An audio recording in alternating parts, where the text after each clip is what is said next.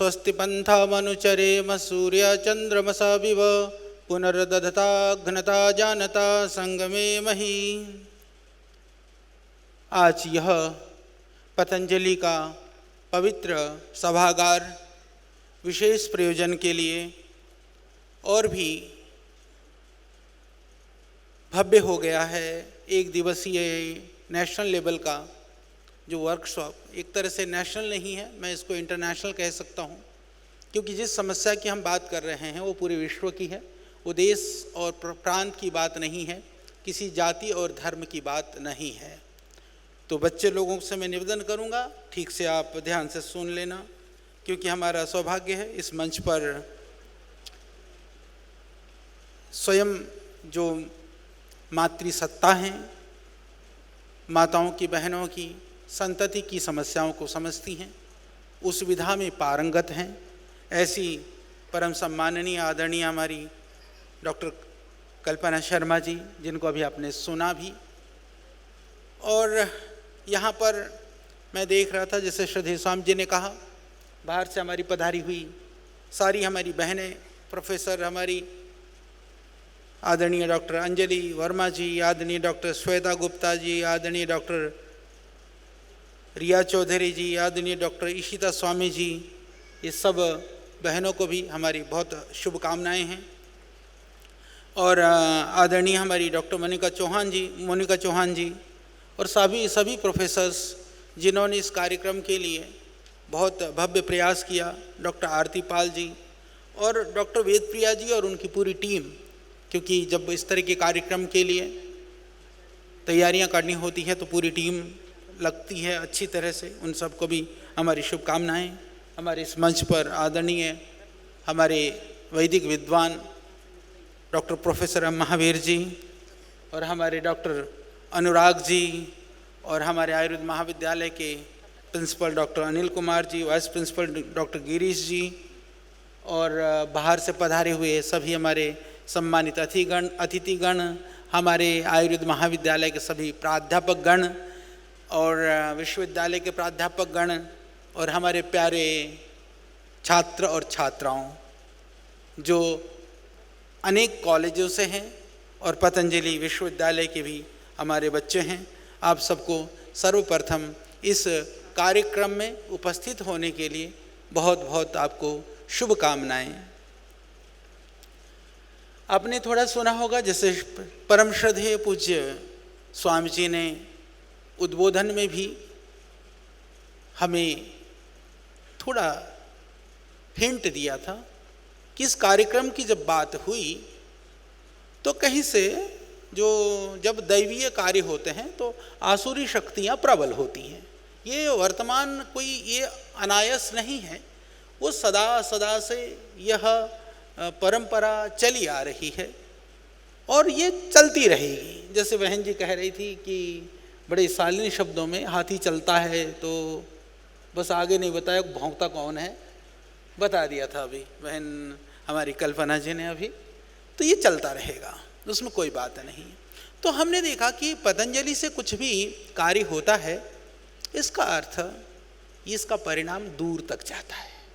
लोगों की निगाहें आपकी ओर हैं, आपकी ओर निहार रही है दुनिया कि पतंजलि से क्या होने जा रहा है। ये आपके लिए गौरव की बात है। नहीं तो बहुत बड़े बड़े काम हम करते हैं, कार्य होते हैं, उस कार्यों का कोई ध्यान देने वाला होता नहीं है, कोई ध्यान ही नहीं देता है। पर कितने हम सौभाग्यशाली हैं कि हम जो भी करने की सोचते हैं, लोगों की निगाहें हमारी ओर हैं, तो दुर्जन हमारी गति को और गतिमान बना देते हैं। इसके लिए उनको भी बहुत बहुत धन्यवाद है, क्योंकि कई बार सज्जनों की यात्रा वो उतनी गतिशील नहीं होती है जब तक दुर्जनों की आहुतियाँ उसमें नहीं पड़ती है, तो इसलिए कोई फर्क नहीं पड़ता। तो हमने सोचा कि मैं दोनों तरह से सोच रहा था कि शास्त्र में तो बहुत चर्चाएं हैं, आप सब हमारे पूज्य साध्वी बहनें भी हैं, हमारे सन्यासी भाई भी यहाँ पर हैं, बाकी भी बहुत सारे जो भाई बहन यहाँ पढ़ते हैं पतंजलि में, उन लोगों को हम शास्त्र भी पढ़ाते हैं, आयुर्वेद शास्त्र के साथ में बाकी ग्रंथों में भी माँ की महिमा भरी पड़ी है और संतति निर्माण के लिए गर्भधान या उससे पहले की तैयारियों से लेकर के उसकी एक विस्तृत चर्चा बहुत सारे स्थानों पर हैं, अनेक शास्त्रों में हैं। यदि मैं कहूँ कि जितने भी जो हमारे गृह सूत्र हैं, जितने भी स्मृति ग्रंथ हैं, वेद उपनिषद दर्शन आयुर्वेद के तो सारे ग्रंथ भरे पड़े हैं। सदियों से हजारों वर्षों से हमारे ऋषियों ने इसकी महत्ता का उनको बोध था, इसके लिए उन्होंने उसकी गहनता के साथ चर्चाएं की, उसके संदर्भ में वार्ता की, उस चीज़ों को लोगों के सामने लाने का प्रयास किया। तो हमारे यहाँ 16 संस्कारों की बात की है। आप सब जानते हैं कि संस्कारों से संस्कारित होने पर ही व्यक्ति का व्यक्तित्व बहुत महान होता है। तो इसमें भी आपको यह पता होना चाहिए 16 संस्कारों में एक संस्कार तो जाने के बाद दूसरे करते हैं, परंतु 3 संस्कार ऐसे हैं हमारी दुनिया में आने से पहले ही हमारे परिवार वाले करते हैं। तो ये बड़ी बात है कि धरती में आने से पहले ही गर्भाधान से लेकर के पुंसवन से लेकर के सीमंतोन्नयन संस्कार वो बच्चे के धरती पे आने से पहले ही किया जाता है। तो इस संस्कारों का जो संस्कारों की जो पावनी परंपरा है, हमें इसको समझना होगा। यह कोई सिर्फ ढकोसला नहीं है या कोई पाखंड भी नहीं है या कोई अज्ञानता का काम भी नहीं है। तो हम कैसे इसको समझें? क्योंकि गर्भाधान के लिए देखिए हम बात कर रहे हैं, अभी संतति सृजन की हम बात कर रहे हैं, हम गर्भ संस्कार की बात कर रहे हैं। मैं आपसे निवेदन करना चाहता हूं कि गर्भ संस्कार होने से पहले तैयारी एक लंबी प्रक्रिया है। गर्भाधान कब हो, वातावरण कैसा हो, मनस्थिति कैसी हो, माँ की मनस्थिति कैसी हो, पिता की मनस्थिति कैसी हो। तो हमारे यहाँ गृहस्थ का प्रयोजन ही संतति निर्माण कहा जाता था। गृहस्थ का प्रयोजन प्राचीन काल में, कई लोग कहते हैं कि प्राचीन काल में ऋषि मुनि लोग भी गृहस्थ होते थे बहुत सारे। वो इसलिए नहीं होते थे कि गृहस्थ में उनको भोग विलास और वासनाओं की संतृप्ति के लिए वो गृहस्थ में होते थे। वो सिर्फ उच्च कोटि के संतान को पैदा करने के लिए वह गृहस्थ में जाते थे, जिससे कि उच्च कोटि का संतान इस संसार के कल्याण और उपकार करने वाला बने। तो वह पावनी परंपरा प्राचीन काल से इस देश में चली आ रही है। दुर्भाग्य से बीच में वो परंपराएं खंडित हुई, जिसके कारण से वो दिव्य आत्माओं का अवतरण नगण्य सा हो गया। तो उस परंपरा को पुनः पतंजलि के माध्यम से, परम श्रद्धेय पूज्य स्वामी जी के माध्यम से, अनेक उपायों से हम छोटे छोटे बच्चों को संस्कारित करने से लेकर के पूरे देश को उन परंपराओं से जोड़ने का हम प्रयास कर रहे हैं। क्योंकि संस्कार के द्वारा ही सब तरह के दुर्गुणों को हटा करके, शास्त्र में चरक संहिता में लिखा है, आप लोग पढ़ते हैं, संस्कारो ही गुणांतरधान मुच्यते, कि गुण का आधान करना, सद्गुणों का आधान करना वो वास्तव में संस्कार है। इसको हमें समझना होगा। और ये सिर्फ माताओं और बहनों के लिए नहीं है। जो भाई बैठे हैं, जो पिता बनना है कल जिनको, उन्हें संस्कारों का आह्वान तो पिता को भी उतना ही सहभागी होना होगा, इसमें इन्वॉल्व होना होगा।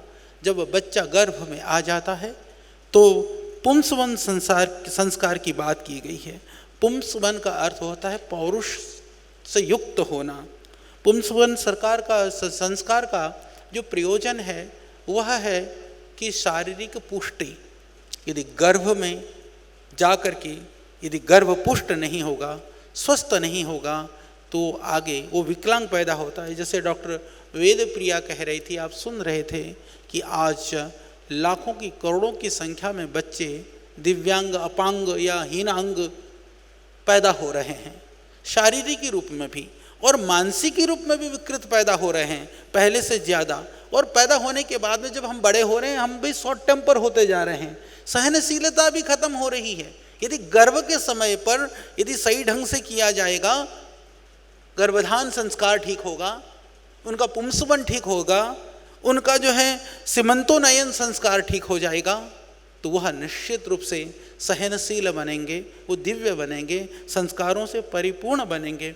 तो शरीर के लिए भी ये कहा, हमारे तो ऋषियों ने वर्षों पहले सुश्रुत में आप लोग पढ़ते हैं, दोषाभिघात ही गर्भिण्य ये यो भाग प्रपीड्यते सह सह भाग शिशुस्तस्य गर्भस्थस्य प्रपीड्यते। ये कितनी बड़ी बात है। मैं अभी आधुनिक विज्ञान में भी आऊँगा कि माँ का जिस जिस अंग में जब जब पीड़ा होती है या विकृतिग्रस्त होती है तो उसका प्रभाव, यानी माँ डायबिटिक है, पिता यानी यहाँ तक भी है, पिता डायबिटिक है तो बेटा हो सकता है, क्योंकि जो जो पीड़ा, अर्थराइटिस है माता को, बच्चे को अर्थराइटिस हो सकता है। हजारों साल पहले हमारे सुश्रुत चरक कहे गए, आधुनिक वाले तो अभी ढूंढ रहे हैं, खोज रहे हैं, विचार कर रहे हैं। आंख मूंद करके हम इस बात को कह सकते हैं और आप सब जाकर के डंके की चोट पर कह सकते हैं, जो यदि अनर्गल बात करे तो ये शास्त्रोक्त है, नहीं है ना उसको पकड़ लेना। आप देखोगे कोई निकम्मा दुर्गुणी है ना तो उसका दोष माँ बाप में जरूर दिखाई देगा। अच्छे माँ बाप की संतान निकृष्ट नहीं हो सकती। इसलिए अच्छे संतान के लिए मैं हमेशा कहता हूं, तुम अपने लिए बुरे रहो, पूरे तुम्हें गृहस्थ बन करके संतान पैदा करना है तो तुम्हें अपने संतान के लिए अच्छा बनना पड़ेगा। तुम नशा करते हो, तुम वासना में जीते हो, तुम विकृति में जीते हो, छोड़ना पड़ेगा यदि सही सही तुमको माता और पिता बनना है तो। अन्यथा ऐसे बोझ पैदा करोगे न तुम्हारे काम आएगी, दुनिया के काम तो आएगी नहीं। तो यह देह की बात, गर्भ के अंदर सावधानी के बाद हमारे ऋषियों ने कहा, हम उस पर हमें क्यों नहीं ध्यान देना चाहिए? हमें इस बात को दुनिया में पहुंचाने का क्यों नहीं प्रयास करना चाहिए कि हमारे ऋषियों ने कहा है, हमारे आयुर्वेद के ग्रंथों में लिखा है कि यह नहीं करोगे तो ऐसा होगा। अब सीमंतोनयन की मैं बात करूं, सीमंतोनयन शब्द जो है ना, ये आपका आयुर्वेद का ही, सुश्रुत का है ना, पंचसंधयः शिरसि विभक्ताः सीमांताः, ऐसा है। तो ये जो विभक्त 5 अस्थियां हैं ना दिमाग की, यानी कि मस्तिष्कीय विकास से संबंध रखता है सीमंतोनयन संस्कार। तो बौद्धिक क्षमता की बच्चों की अभिवृद्धि के लिए 5वें महीने में, 4थे महीने से शुरू होकर के 6ठे महीने, 8वें महीने तक सीमंतोनयन का समय माना गया है। मैं तो उसको निश्चित एक दिन के संस्कार को सीमंतोनयन नहीं मानता हूँ।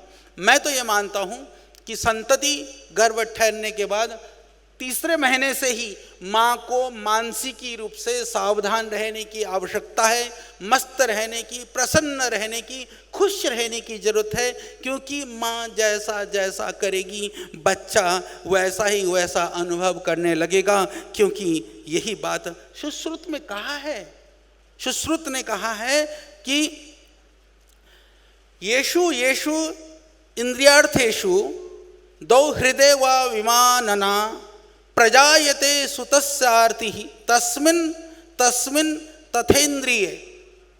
कि यहाँ पर एक और समझने की बात है, माँ को 2 हृदय कहा है, ये बड़ी बात है। माँ 2 हृदय क्यों है? क्योंकि एक उसका हृदय है, एक बच्चे का हृदय उसके हृदय में है, इसलिए माँ 2 हृदय वाली होती है। 2 हृदय लेकर के वह माँ जिस तरह की चेष्टा करती है, जिस तरह की बातों को सोचती है, जिस तरह का चिंतन करती है, बच्चे में उसका प्रभाव पड़ता है। ये हमारे शास्त्रों ने आज से हजारों वर्ष पहले हमें कहा था और हम भूल गए। हमें वो प्रमाण भी कभी कभी शंका उत्पन्न करते हैं, यानी हम इतने शंकालु हो गए हैं, हमें ऋषियों की बात पर भी कभी कभी भरोसा कम होता है। हम कहते हैं ये दकियानुसी बात है, या इस कानून की, इस एक्ट की, इसकी, फलाने के, यानी इस देश में रह करके ऋषियों के द्वारा कहा हुआ सत्य और तथ्य को प्रकट करना भी यहाँ कहीं ना कहीं एक तरह से हीन, हेय और गुनाह की दृष्टि से देखा जाता है। परंतु मैं आप सबसे यह निवेदन करना चाहता हूँ, सत्य के लिए जिन पूर्वजों ने अपने प्राणों की आहुति दिए, यदि उसके लिए प्राण भी देना पड़े तो भी आपको सत्य से डिगना नहीं है, अडिग होकर के उस सत्य के मार्ग पर आगे बढ़ना है। दुनिया माने ना माने, कम से कम इन संस्कारों की बात आप अपने जीवन में और आपके पास आने जाने वाले जितने लोग संपर्क में लोग हैं उन तक भी यदि आप पहुंचा सके तो निश्चित रूप से आपका जीवन सफल होगा। ये बड़ी बात है, इसको समझने की बात है। तो हमने सोचा कि यदि हम कहते हैं तो लोग कहते हैं दकियानुसी, क्योंकि WHO के लोग मानते हैं कि WHO मेडिकल की साइंस की बड़ा तोप है, धमाका है। तो हमने कहा जरा देख भी लें तोप क्या कहता है। तो जो स्पेसिफिक गाइडलाइंस बनाए गए हैं, जिसको ना प्रीनेटल तथा एंटेनेटल के रूप में ना, प्रीनेटल और जो एंटेनेटल का ये गाइडलाइन है, मैंने ये भी नेट से प्रिंट निकाला है, ये तुम भी देख सकते हो। करीबन 150 पन्नों का ये गाइडलाइन है। इसमें लगभग वो बातें हैं जो मैंने शास्त्र के आधार पर अभी आपको बताई है, सारी चीजें। यानी ये जा कर के जिनको लैटिन करके हाथ धोना नहीं आता, कागज से पूछते हैं ना अभी भी, वो पता है तुमको, तो वो लिख रहे हैं। वो बात हमारे लिए प्रामाणिक है। हमारे ऋषि लोग लिख रहे हैं जिन्होंने सारे जिंदगी तप पुरुषार्थ और साधना में बिता दिया, उसके ऊपर हमें शंका है। तो अब तो मानना पड़ेगा ना, जो मैंने पहले शास्त्रों को आधार दे करके बात कही वह अधिकांशतः बात इसके अंदर लिखी हुई है। फिर हमने सोचा कि ठीक है, WHO का जो स्पेसिफिक गाइडलाइंस हैं जो आपका प्रीनेटल तथा जो है एंटीनेटल के लिए, एंटीनेटल केयर के लिए, तो और भी तो कुछ काम किया होगा। मैं आपको बताना चाहता हूँ, एक यूरोपियन जर्नल है जो मेडिकल फार्माकोलॉजी, 2024 में अभी एक नया रिसर्च पब्लिश्ड हुआ है, हाई इम्पैक्ट का रिसर्च जर्नल है। वो कहता है कि गर्भधान से पहले ही, जो मैंने बात कहा ना कि माँ यदि रोगी है, माँ में रोग है तो रोगी बच्चा पैदा हो सकता है। वो कहते हैं कि यदि माँ के अंदर रोग है, बीमारी है, किसी तरह से शारीरिक विकृति है, तो व्यायाम आदि के द्वारा वो अपने आप को ठीक करती है तो बच्चा स्वस्थ पैदा हो सकता है। यानी अपने को ठीक बिना किए यदि रोगिणी स्त्री यदि गर्भ धारण करती है, बच्चा रोगी पैदा होगा। यदि वो रोगग्रस्त भी है तो यदि प्रयास से वो अपने रोगों को ठीक कर करके फिर संतति पैदा करती है तो उसका बच्चा भी स्वस्थ होगा। ये मैं नहीं कह रहा हूँ, यूरोपियन जो जर्नल है जो मेडिकल फार्माकोलॉजी का, वो कह रहा है इस बात को, और अभी पब्लिश्ड हुआ, आप जाकर ढूंढ लेना।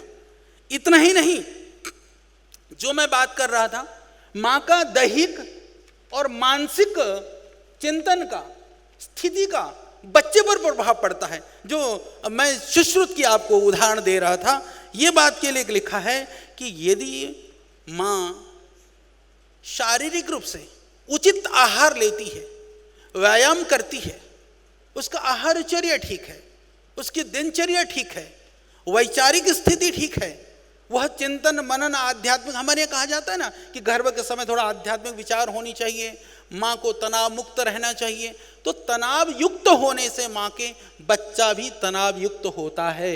इसीलिए गर्भस्थ माँ जितने अवसाद में बच्चे को, संतति को पैदा करती है, तो बाद में जाकर के जो बच्चा है वो अवसाद युक्त ही पैदा होगा और जीवन भर अवसाद करेगा। इसके लिए माँ को सावधान रहना बहुत ज़रूरी है। यह भी यूरोपियन जो जर्नल ऑफ प्रिवेंटिव कार्डियोलॉजी के अंदर अभी 2024 में ही प्रकाशित हुआ है।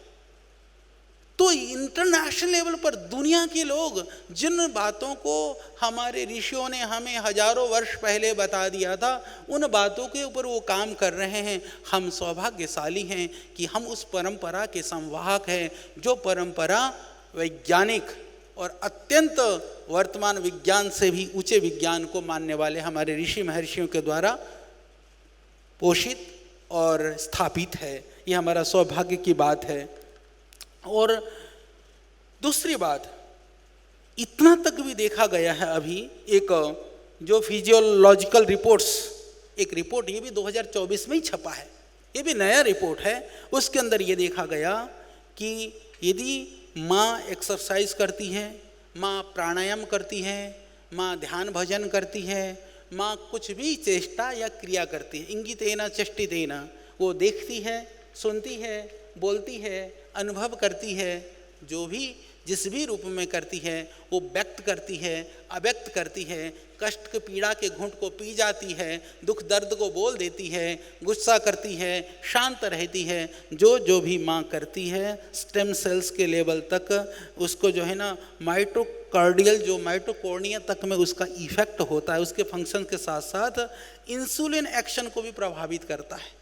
उसके आधार पर हमारा देह नहीं, हमारा मन, विचार और भाव बनता है। यह बड़ी बात है। मैं ये फिजियोलॉजिकल रिपोर्ट्स की बात कर रहा हूँ। हमारे ऋषियों की मानो न मानो, कम से कम जिन अंग्रेजों के आप अपने आप को मानस पुत्र मानते हो ना, उनकी तो मानो, क्योंकि यह इसके अलावा दूसरा कोई रास्ता नहीं है। और इतना ही नहीं, एक और मज़ेदार अभी जो है एक रिसर्च हुआ है, ये भी 2024 का ही है, 2024 में हुआ है। ये जर्नल ऑफ जो पीडियाट्रिक गैस्ट्रो न्यूट्रिशन के अंदर पब्लिश हुआ है। तो क्या पब्लिश हुआ है ये सुने, ये सारे हाई इम्पैक्ट के रिसर्च जर्नल हैं, 5, 6, 7, 8, 9 इतने हाई इम्पैक्ट के रिसर्च जर्नल हैं जिनकी मैं बात कर रहा हूँ। तो उसमें क्या पब्लिश हुआ है कि उन्होंने ये देखा कि माँ यदि संगीत गाती है तो बच्चा मुंह खोल करके रिप्लाई देता है। वो अल्ट्रासोनिक, आप नेट पे सर्च करना, वीडियो भी मिल जाएगा अभी आपको। कुछ जवाब देता है बच्चा, रेस्पॉन्स दे रहा है। तो वो संगीत गाने पर माँ संगीत गा रही है, पेट का बच्चा हंस रहा है, मुस्कुरा रहा है। उस बच्चे को पता है कि मेरी माँ खुश है, तो वह भी खुश हो रहा है। और देखने के लिए माँ ने सिर्फ जम्भाई लेकर के, मुख तो संगीत में भी खुलता है, जम्भाई लेने भी खुलता है, जम्भाई लेकर के देखा तो कोई रिएक्शन नहीं। उसको पता है कि माँ खुश नहीं हो रही है।